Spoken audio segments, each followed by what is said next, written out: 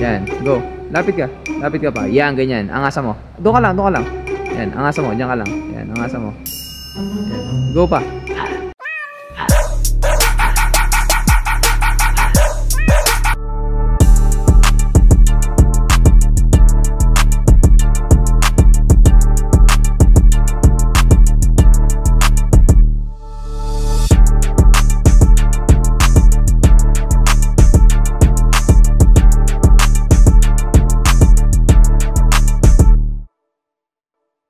Kami ay nagutom, kaya nandito kami sa paborito naming street. Dito kami kakain. 11:23 PM. Na yung oras namin, di ba, ng tour. So, pagod kami alabas on time dahil talagang higa. Trip kami doon. Late na kami. Decide kami na hindi natin kaya matulog parang gugutomin tayo. Mahirap matulog ng gutom. Pero masama din kumain bago matulog. Anyways, first time natin dito, no? First time namin dito sa street na itong paborito namin. Kasi sarap talaga lahat dito, kaya minsan, paulit-ulit na kami, hindi na namin natatry yung mga katabi-katabi lang. So, try natin siya.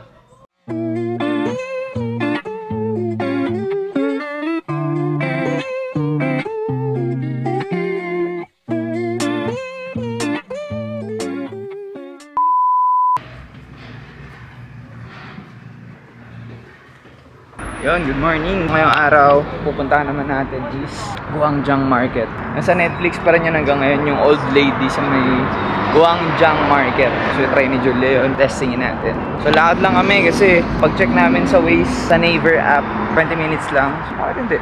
Morning exercise. Pero in reality, alauna na nga pala ngayon. Pagod na pagod kami galing sa huling lakad. Kaya, 1 PM na kami nakalabas. Kalahati ng araw. Kaya ito, simula pala yung araw namin. Huling punta namin dito, naglakad siya mag-isa papunta doon. Or una tayo, di ba? Huli na ba yun? O, The May Hotel pala. Pangalawang punta namin, pumunta siya mag-isa doon kasi tinatamad ako pumunta doon. Naglakad siya, nag-adventure. Kaya masarap talaga pag nasa ibang bansa ka. Huwag ka mag-intay lumabas para may kasama ka. Kumuha ka ng sarili mong ganap kasi iba yung thrill na mag-isa ka na nag-adventure ka talaga. Yung kasama mo lang yung utak mo ba na lalakad ka, tapos tosok mo lang yung sarili mo. Appreciate mo lang din yung sarili mo na, oh shit, andito ako. Dito ako ngayon.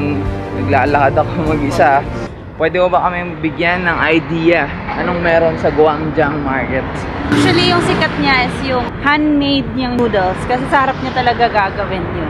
Sa'yo, expectation sa Guangjiang Market. Market talaga siya. Doon mo mabibili yung mga side dishes. Wet and dry market. Wet and dry market. Wet and dry market. Hindi lang naman siya yung nagbebenta doon. Marami din. May nagbebenta doon pancake. Pero yung aura niya is parang wet and dry market talaga. Wet and dry market talaga. Baka madami din tao doon kasi na-picture sa Netflix yun. Sikat din yung Guangjiang Market. Turista na pumupunta dito, usually din sinasama talaga nila yun sa itinerary nila, yung Guangjiang Market.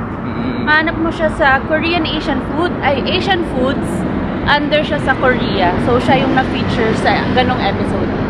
Yun, so ganun dun. Let's go, puntahan na natin siya.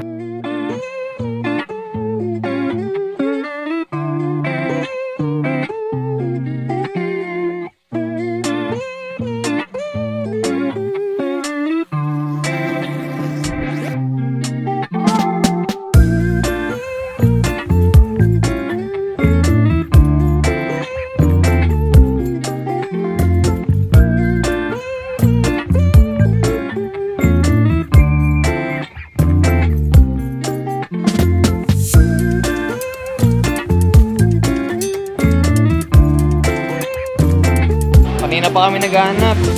Nawawalan lang kami ng pag-asa. Pero biglang palibot sa kanya. Sobrang dami nakapalibot sa kanya. Netflix.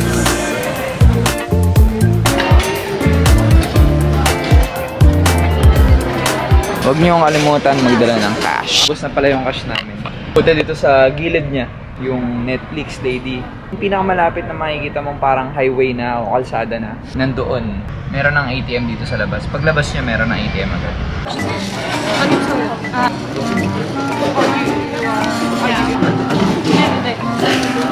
Hello.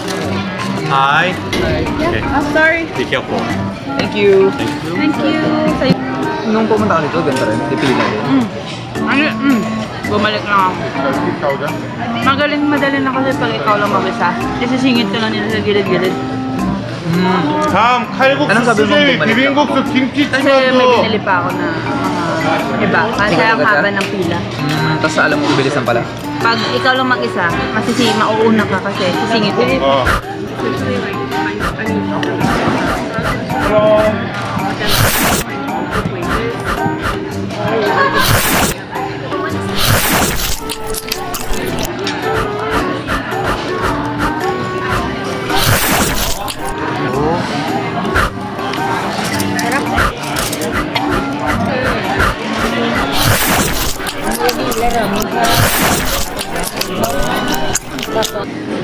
We take with you?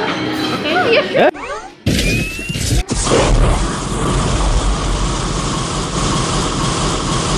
Nakakita na ba kayo ng isda na natutulog? Oh. Dito lang kayo makakita niyan, natutulog. Okay. Lakad trip tayo. We are free as a bird. Ay, naglalakad-lakad lang. Kasi ganito yung kwento pala niyan. Kukwento ko kayo.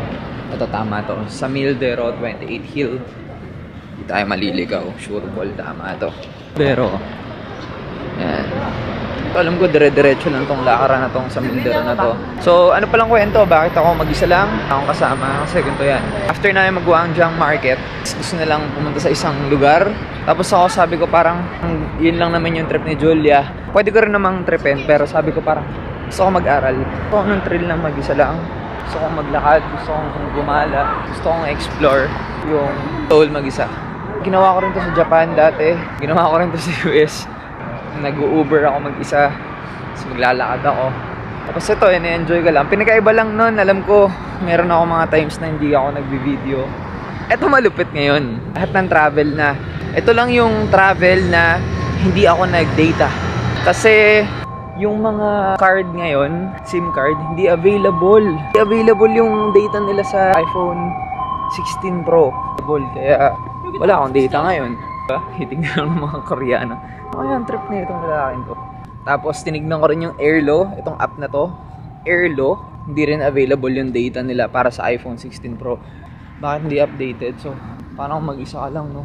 Tinatandaan ko yung daan kasi wala akong data. Although, alam ko naman kaya akong bumalik kahit wala akong data. Eh, di ko siya kabisado. Ang gagawin ko lang pagka ganun, hahanap ako ng isang establishment na alam ko nag-i-English. Ganun, yun lang. Parang may backup plan na ako lagi sa mga tinan nyo, papunta pa lang ako. Iniisip ko na yung pwedeng mangyari. Nakakahingal, pero masaya, oh. Iniisip ko na yung pwedeng mangyari. Paano pag naligaw ako? Wala akong cash. Well, meron akong card, pero paano ba? Meron akong T-Money, pero wala akong internet eh. So, hindi pa rin problema yun eh. Hanap ko lang ng wifi spot eh. So, ba't ka ba talaga matatakot? Ba't ka ba talaga magkakaroon ng fear? Ba't ka ba mahihiya mag-video dito sa gitna ng kalsada? After naman ng ilang oras, di ka na nila matatandaan. Ba't ka ba matatakot sumubok sa mga bagay na hindi mo kaya? Subukan mo lang naman eh. Aaralin mo lang naman.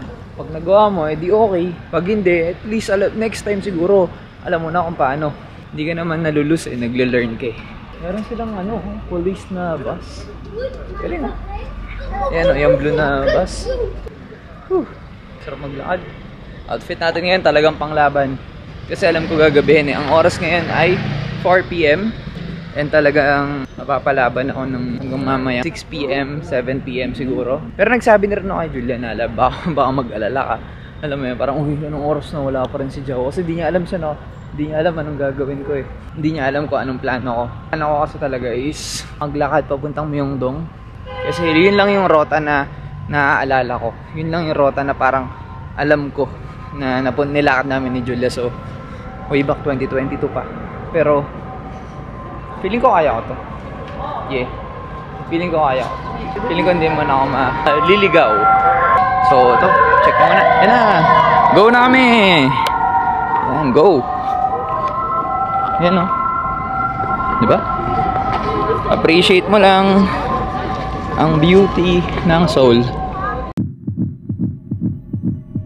Tinatandaan ko yung daan kasi wala akong data. Although alam ko naman kaya akong bumalik kahit wala akong data.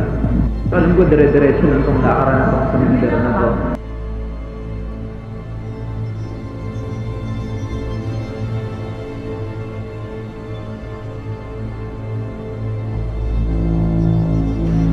Ayun, so mga 30 minutes na ako naglalakad.